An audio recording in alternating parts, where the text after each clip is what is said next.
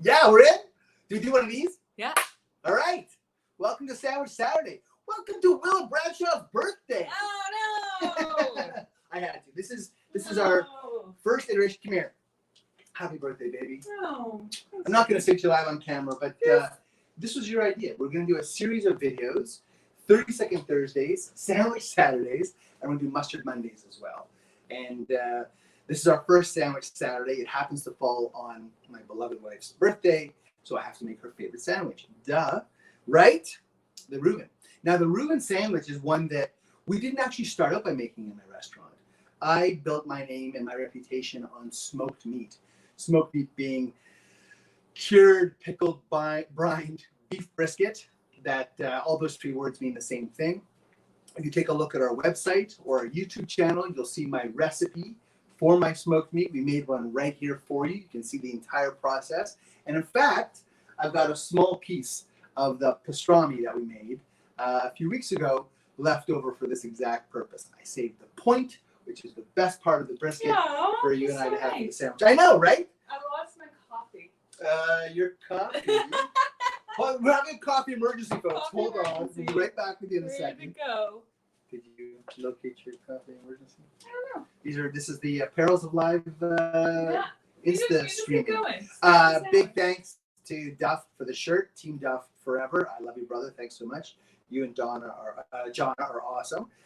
Bill Dern for StreamYard. I didn't know about this service until you introduced it to me, so thank you so much. And of course, 1,000 thank yous to my wife, Willa. Nothing happens here unless she helps to make it happen, and this is no exception. So, as I say, Sandwich Saturdays.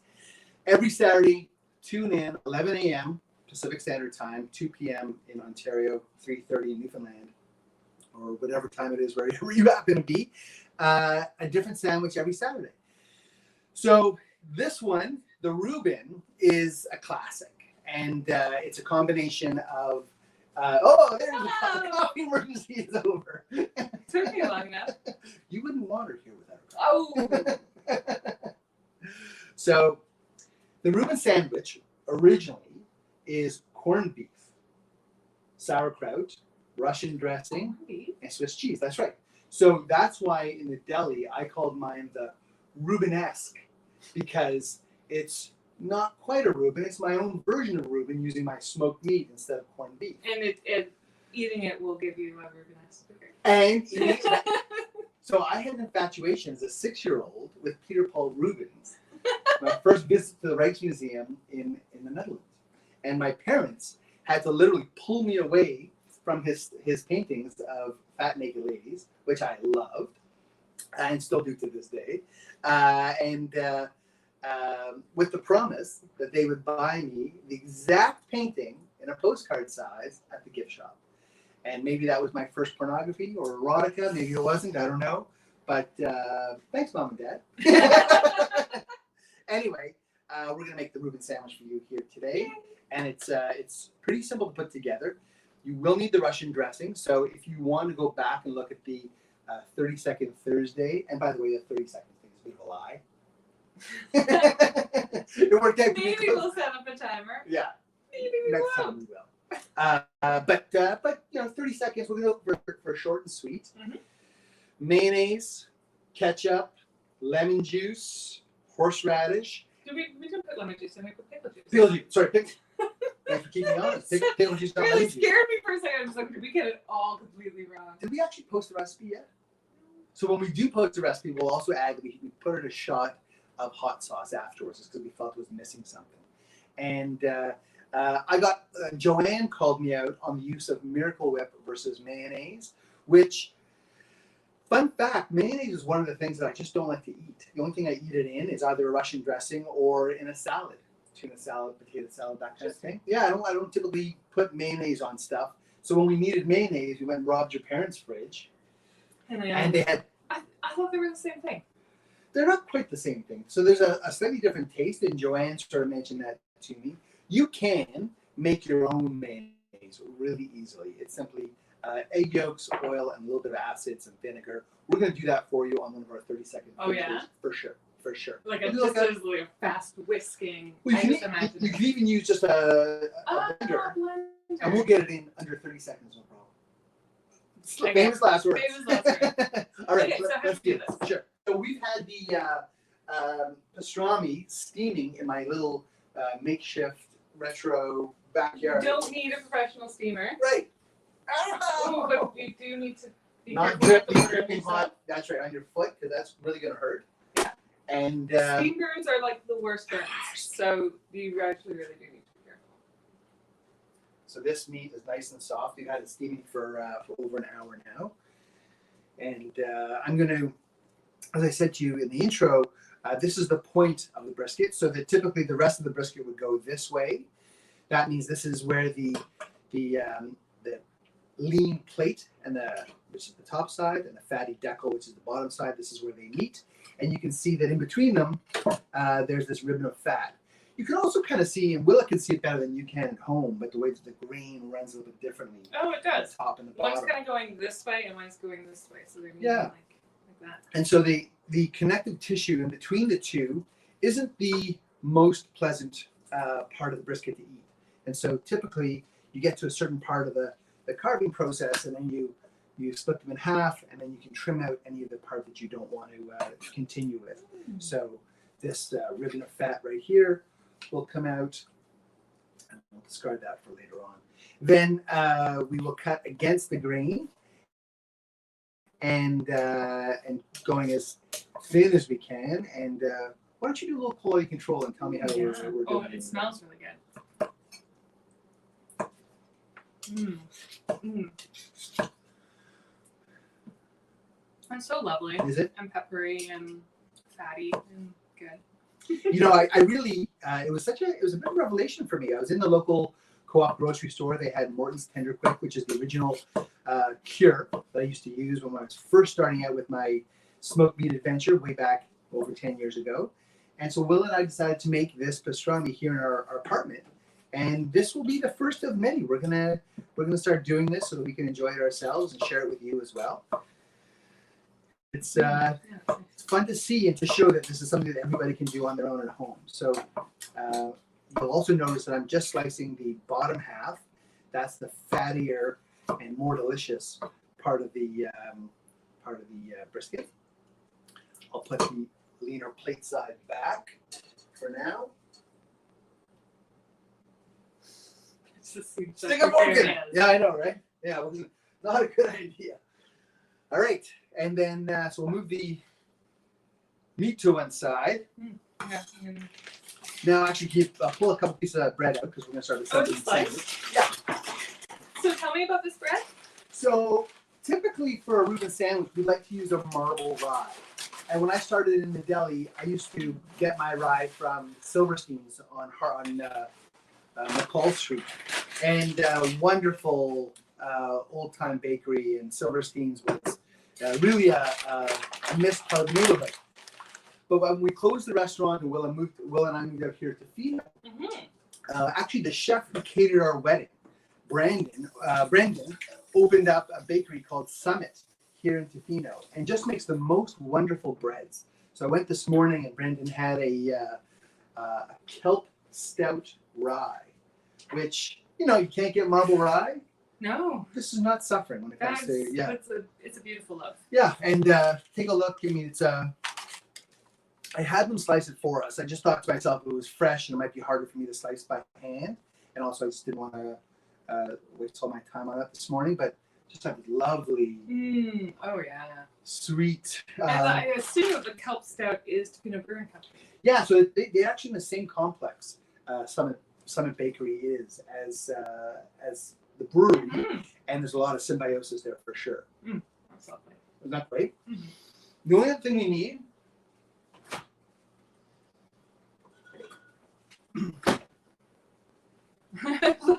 I know, right? In all of our preparations this morning, so I made Willa a pancake breakfast because that's her favorite breakfast. And go on. I'm just gonna remove that. Oops. Yeah. Just remove it. Sorry.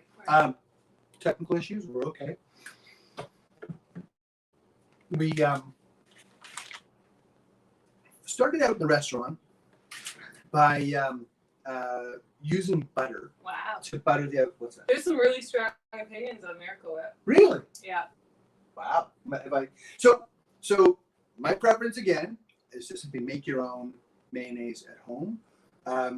This is going to work for buttering the outside of the bread.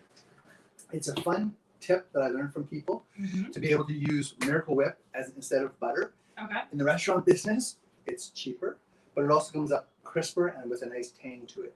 So I just need a bit of a spreading knife if you don't mind, Willa. Yeah.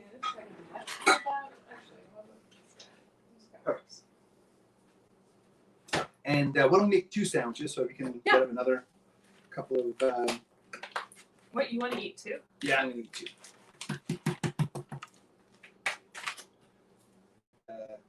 Griddle is throwing off a bunch of heat. So Willa and I got this griddle a few months ago. She and I actually do a cooking, an after-school chef program here in Tofino for the public school kids. And we did this grilled cheese, I think, wasn't it? Or no, French toast. Yeah, and we did we do French toast? No, we did French toast. You're right. And so we bought this for the French toast demo, and it works. We used it this morning for the pancakes, and yeah. Shout out to all our after-school chef friends.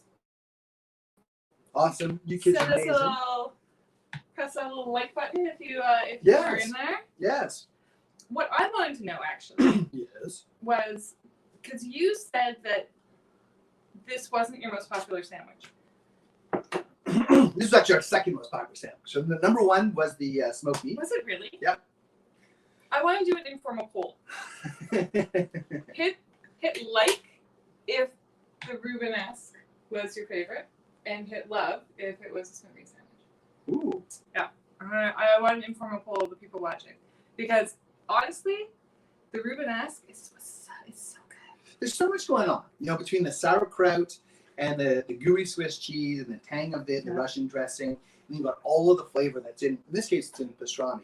So sometimes people call a corned beef Reuben and then a smoked meat or a pastrami Rachel, or a turkey sandwich, like different names. Even the origin of the actual even the origin of the actual Reuben sandwich, nobody knows for sure exactly where it came from. So shrouded in mystery. Exactly. So we're gonna start working on the actual. Okay. So what do we do? We're gonna use the Russian dressing. Okay. As a bit of a vapor barrier on both sides. On both sides. Yeah, so I'm just doing a thin layer of Russian on both sides. Okay. Lots of flavor. And then why don't you cover with what kind Swiss of cheese? That's Swiss cheese. On both Swiss sides? cheese on one side. One side. Yeah. I really do like the way the Russian dressing turned out. Very simple. We had the red onions in there as well. That could have been. This is going to be way too hot. I can feel the heat coming off this thing. So can I. Yeah. I'm going to turn it off for a second and try and let it cool down so we don't burn the sucker. Very good. No one wants to see us burn a sandwich. Oh, maybe I they think do. everybody actually wants to see us burn. Maybe I'm wrong. And then, Okay. great. What goes next? And then we got sauerkraut and we've got the pastrami itself. Okay. So our friend Phyllis Grossman, who hopefully it's Phyllis watching. I think Phyllis is watching. Hi Phyllis. Hi Saul. If you guys are here, amazing caterer, PG Catering in Toronto. Phyllis says that Saul likes to fry the caramelize the sauerkraut before he uses it. Yeah, which is I'd never even thought of that. Phyllis and Saul are wonderful cooks and chefs, and they just wonderful friends, wonderful hosts. They've invited Will and I to their home many times, and they used to swing by the deli and drop me off samples of this and that and ideas, and they're just lovely people. So, and thanks so much for being here today as well, Phyllis. We really appreciate it. If you actually, if you, being you, anybody who's watching this, has an idea for a sandwich you'd like to see us make in these Sandwich Saturdays, send it along. Send me a message and let me know what you have in mind or what you'd like to see. Our idea is that we're going to go through all of the sandwiches. So we have a menu up on our wall. One of the original paper placemat menus from the College Street restaurant. And of course, the paper placemat menu was a bit of an homage to our friends at Schwartz's. And Yes. our list of sandwiches is So pretty where's strong. Sandwiches. Sandwiches are all down the middle here. Right. So where's the Reuben? There was not on the original menu. It took me years to put it on. Yeah, I resisted putting the Reuben on the menu, and I'll tell you why. Why? Well, so if you notice, actually, in the logo, in the Kaplansky's logo, the apostrophe is a Star of David. And I always referred to the deli as a Jewish deli. It's not a kosher deli.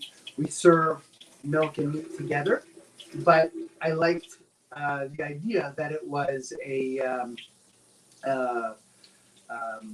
culturally Jewish experience. And to me, the Reuben sandwich is a bit of a challenge. Well, it's not a. I don't want to call it an abomination. Favorite sandwich is an abomination. I've never kept kosher, so it's not to me. It's not an important thing to me. But in the Jewish deli tradition, which of course would have started with a Jewish kosher deli tradition, a sandwich like this just ain't kosher. So the idea is that I wanted to be authentic, and so the idea of adding a Reuben sandwich to the menu wasn't what I see. Your didn't, vision. didn't taste right. We had it on as a Thursday special for years, and then we realized it was just so popular that we put it on every day, and it became our second most popular sandwich. Number 3 was our barbecue brisket sandwich. Aha. Which There's been some comments asking for tongue. Oh, wow. Tongue sandwiches. Amazing. I will. You know what? I did the pickled brisket. I'll do a pickled tongue for you at some point, and then we'll do a tongue sandwich together. So let's load up the pastrami. It's as easy as you're the fanning it out. You saw me do the slice job. I did. So I figured that you're more qualified than I am. We served a roughly 6-ounce sandwich when we were meat sandwich when we were in the restaurant. I know, and you have to be a little bit careful. You have to mind the size of the bread and be a little bit. You want some structural integrity in the sandwich. You don't want it to fall all over a person's. We're white. What was I thinking? Oh, really? And this should just about do it. Now, another option. I'm just gonna wash my hands again. Sure. Another option is to grill the sandwich open face, which will speed up the whole process of the cooking tremendously. And thanks, Willa.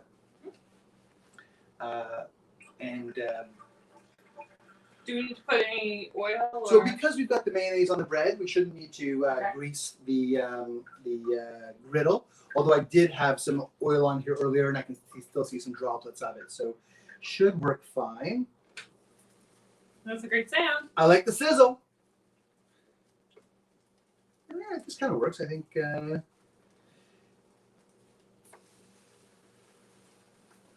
we go.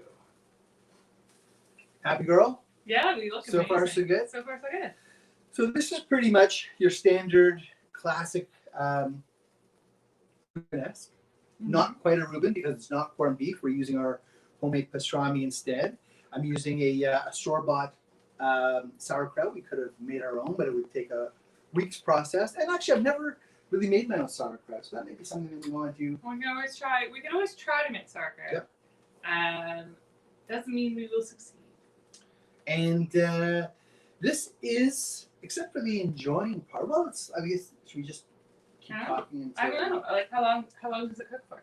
We really just want to melt the cheese, and so you want to golden brown the outside of the bread, okay, and then melt the cheese. Another nice way to do this is to cover, and in order to get that and retain the heat, and I'm going to actually do a little shuffle around here on my grill top to isolate the cheesy ones. That makes sense. So yeah, pretty much the goal of this, you want ooey gooey, stringy, awesome Swiss cheese. If you don't have Swiss cheese, use cheddar cheese or Gouda. If you don't have smoked meat or pastrami or corned beef, use turkey. You know, it's your sandwich. You can make it however you want it and enjoy it however you like. There's every opportunity to customize it yourself. Russian dressing, if you prefer Thousand Island, use Thousand Island, or French, use French. Blue cheese, whatever you like. There's no rules around these things. That's one of the points I wanted to make today. By calling the sandwich a Reuben-esque instead of a Reuben, I don't have to subscribe to any orthodoxy around this is the recipe and this is the way you do it. I do believe that when you call something the name, its proper name, then it should be that proper thing. And so a Reuben is corned beef and Swiss cheese and Russian dressing on marble rye. If it's not any of those things, it's not a Reuben. It's a Reuben-esque, and hence my funny sense of humor. We're almost there. The Swiss is melting nicely, and the bread is browning nicely. I think we might actually want to give it a flippy, because that big one. Let's see if we can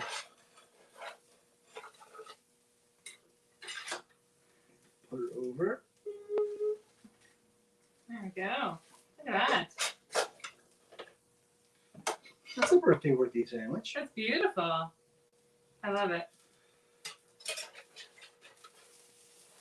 Oh! So dramatic. I know, I'm sorry. Got scared. Everything's gonna be okay. That's right. There we go. Okay. A little bit more Cajun style than I would have liked. Again, this griddle heats up very fast and gets very hot, and hopefully you'll have better luck with yours at home. I'm gonna do a little quick plate up action. Ooh. You hold yours. Yep. Got a pickle and everything. Got a pickle. I mean, it's not a sandwich Saturday without a pickle, is it? Now I have to have a pickle every Saturday. Yeah, you do. You've just increased our pickle budget. And look at that. there we go. Okay, I'm gonna bring it forward to the cameras. Okay. You got that? Look at that. Yeah. Yeah. Oh, nice. I like that. Beauty shots. Mm-hmm.